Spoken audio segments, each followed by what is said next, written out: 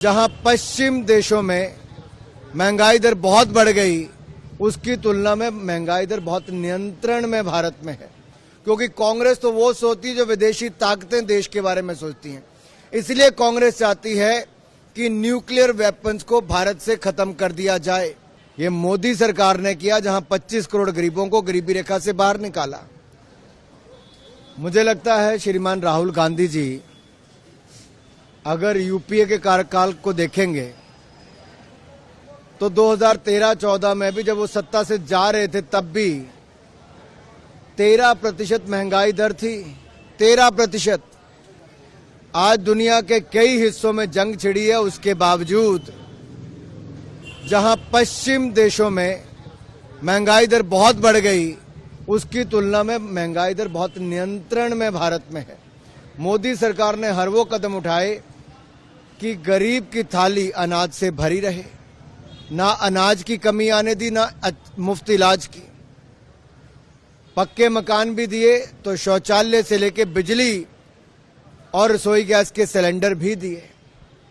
ये मोदी सरकार ने किया, जहां 25 करोड़ गरीबों को गरीबी रेखा से बाहर निकाला। 43 करोड़ मुद्रा लोन देकर अपने पांव पर खड़ा होने का अवसर दिया और अब आगे उसकी राशि को दुगना करने का काम, यानी कि 20 लाख रुपया, 10 लाख वाले को 20 लाख कर देंगे, मोदी सरकार ने तय किया है।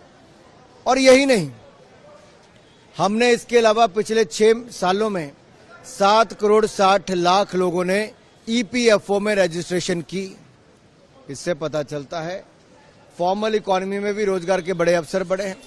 पिछले 1 साल में लगभग 1.5 करोड़ लोगों को प्रत्यक्ष तौर पर नौकरी सीधा फॉर्मल सेक्टर में मिली, तो उतनी इनफॉर्मल सेक्टर में मिली होगी।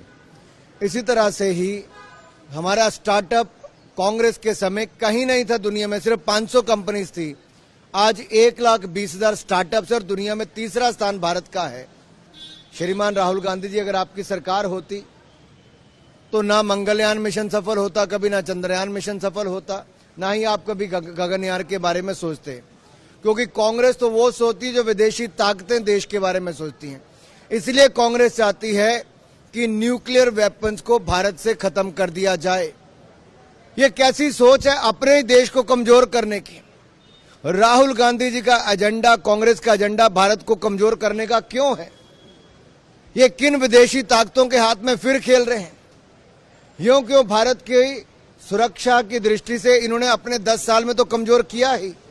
ना बुलेट प्रूफ जैकेट दी, ना लड़ाकू विमान दिया, ना लेटेस्ट हथियार दिए, और अब विपक्ष में रहकर भी ये लोग न्यूक्लियर वेपन्स को खत्म करने की बात करते हैं। कहीं ना कहीं दाल में कुछ काला है।